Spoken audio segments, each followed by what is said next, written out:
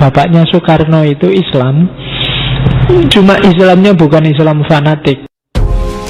Bapaknya Soekarno, Sukemi, itu anggota Teosofi. Nanti yang nggak suka aliran Teosofi menganggapnya ini aliran mistiknya Yahudi. Jadi Teosofi ini sebuah aliran spiritual, gagasannya mirip gagasan Sufi. Dia tidak terlalu care dengan formalisme agama, dia lebih suka spiritualitasnya. Agama-agama itu diambil bagian-bagian batinnya. Ya biasanya isinya secara umum tiga-tiganya ini sebenarnya sama. Dalam diri manusia ada Tuhan, manusia itu bagian dari Tuhan. Dalam diri manusia ada alam, manusia adalah mikrokosmos dan alam adalah makrokosmos. Dalam alam semesta adalah pengejawatan Tuhan itu sendiri. Jadi Tuhan, alam, manusia itu satu. Gagasan pertama. Kemudian agama-agama itu bedakanlah aspek eksoteris sama esoteris, simbolnya sama maknanya, batinnya sama lahirnya. Tuhan itu esensinya satu, tapi manusia menyebutnya dengan banyak nama sesuai latar belakang budayanya masing-masing. Ajaran kedua. Ajaran ketiga, jalannya manusia adalah jalan untuk bersatu bersama Tuhan, untuk menuju Tuhan, ilaihi roji'un. Nanti kalau di Sufi ya jadilah hulul wahdatul wujud dan ittihad. Itu basis ajarannya Teosofi dengan segala variasinya, meskipun sering dikritik oleh beberapa kalangan Muslim zaman itu karena dianggap menodai Islam. Karena Islam itu kan cenderung kuat di syariahnya, di fikihnya, sementara yang Teosofi itu bau sofistiknya agak kuat. Nah, bapaknya Soekarno itu alirannya Teosofi ini,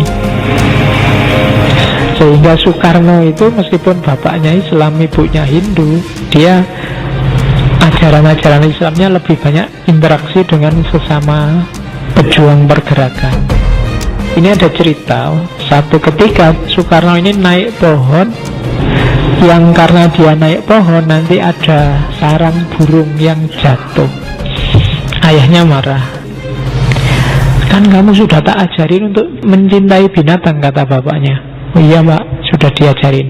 You will please be as good as to explain the meaning of the phrase Tatwam Asi. Tatwam Asi. Tatwam Asi itu he is I and I am he, you are I and I am you. Aku adalah dia, dia adalah aku adalah kamu, kamu adalah aku. Ini filosofi dari agama Hindu.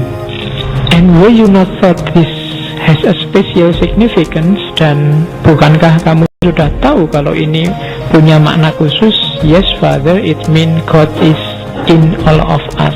Kalau dalam Islam kemudian kan, kenapa aku adalah kamu, aku adalah dia, sama saja, karena kita semua adalah manifestasi dari Tuhan. Tatwam Asi. Nanti ini kan melandasi gagasannya Soekarno tentang kesetaraan, persatuan, kesatuan.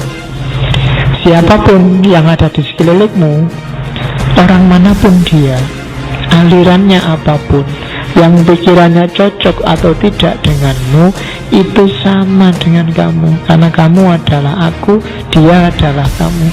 Sayangi semuanya karena dia adalah dirimu sendiri.